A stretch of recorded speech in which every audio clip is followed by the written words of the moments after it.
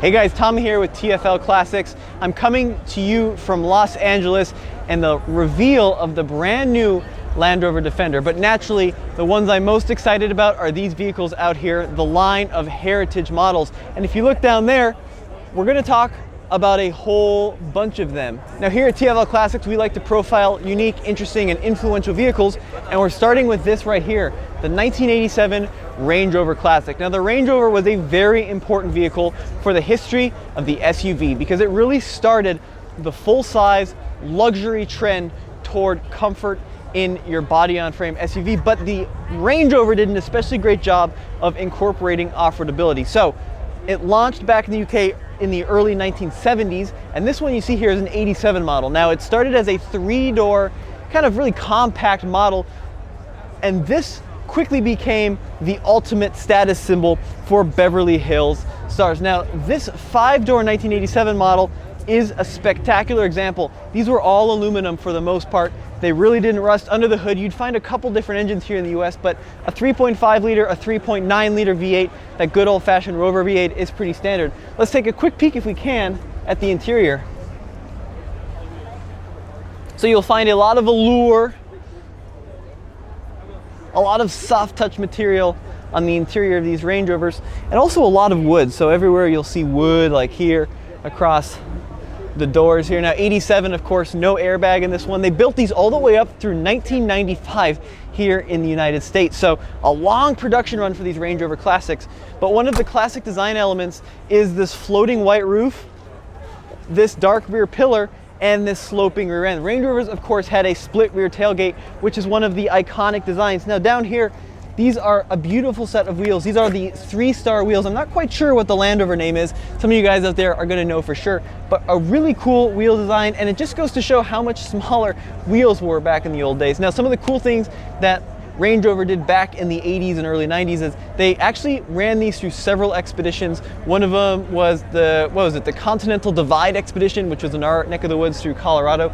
Really cool stuff. Solid axles, funny enough, front and rear, body on frame. So the new one may have gotten a lot more comfortable, but this is Genesis. This is where it all started. Now let's come over here to one of the more expensive vehicles we're gonna see all night. Now this is a 1997 Land Rover Defender 90, and these have really shot up in value, especially in the last couple of years. Once again, known for their good old-fashioned ruggedness. Now this vehicle draws its roots all the way back to 1948, excuse me, and the early Land Rover series. But this Defender 90 is a short wheelbase, two-door model, body on frame construction.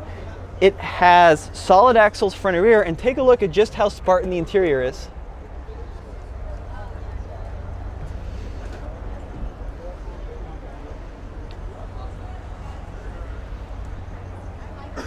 Very simple and very almost agricultural. Now here in the US, they only sold these for a few years, up through 1997, and this one is particularly rare because it has an automatic transmission. Most of the ones you'd find in the US were manual transmissions. Now, just like that 87 Range Rover you see behind my right shoulder, these also use the good old-fashioned Rover V8, which was an all-aluminum V8 that dates back to 1961, actually, back in the Buick lines, and we'll see its progression all the way up through 2004 in the Discovery 2. But here we have another Land Rover Defender. This one you can see here is a 110. One of the cool things you'll see about Defenders is they're actually numbered here in the back. So this is 58 out of 500. One of the classic Defender features is actually along the side. You'll see these Alpine windows, they were called, and they allowed a lot of visibility into the cabin even when the doors were closed. Now, I'm a huge fan of the 110s. I actually think the proportions are a little better than these early 90s, but abroad you could have these in a variety of diesels and turbo diesels. But once again, here in the US, you're pretty much stuck with that one engine option,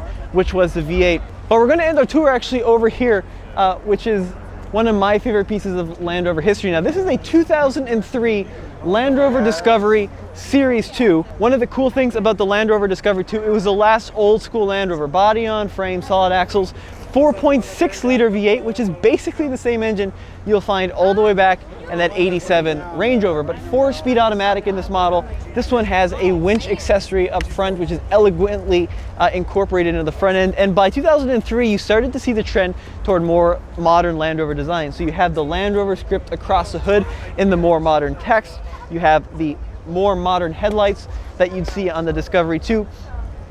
And this is just a really beautiful truck. Now, if we take a look at the inside, this one's been pretty much adventure prepped. So we've got a unique set of seat covers, rock rails down here. All really cool stuff. 2003 would have been the last year you could get a Discovery 2 without a center diff lock. So a Discovery 2 is largely a facelifted Disco 1, but it's still pretty old school in its construction. It's still pretty old school in its execution. So one of the cool things that Land Rover really did, and I wish they'd get back to, is solid axles. But not only solid axles, they would actually locate the differentials in a line with each other. So if you missed an obstacle with the front diff, you're going to miss it with the rear diff as well. One of the last vehicles to have it. This is actually what kind of gained the Land Rover reputation for reliability, or lack thereof, in the United States, because these were notoriously unreliable. In fact, in the next generation of Discovery, they switched the name to LR3, which is pretty speaking to the negative cachet that Discovery had in the US. But along the back here, the Discovery 2 was largely a lengthened and more comfortable Discovery 1, so you had more cargo space. This one, of course, has that ladder that you'll actually see even on the new Defender, and if this one's unlocked, which it isn't, this one actually has a little cargo partition in the rear too. Updated mud terrains, I don't think they would have had those back in 2003, but it's a good progression to show what old school Land Rovers were like. Now, if you actually follow me over here, you'll see the line of the new school Land Rovers. So we've got a Discovery Sport, Discovery, Range Rover Evoque, and this is more of the trend that Land Rover is going for recently. So a lot more movement toward luxury, toward comfort, toward refinement. But I gotta say, these are the ones I really miss, because these are the vehicles that speak to the off-road enthusiasts, that speak to the Land Rover lovers of the world. And I wish that the new Defender, as cool as it is, would have stuck to some of these true off-road routes. So good old-fashioned body-on-frame construction, solid axles, big tires, that's all you need in my opinion. Well, let me know in the comment section below, what do you think? Do you like the newer stuff? Are you like me? Do you like the older stuff? And head back over to tflcar.com and tfltruck.com for the latest and greatest in classic Land Rover reviews.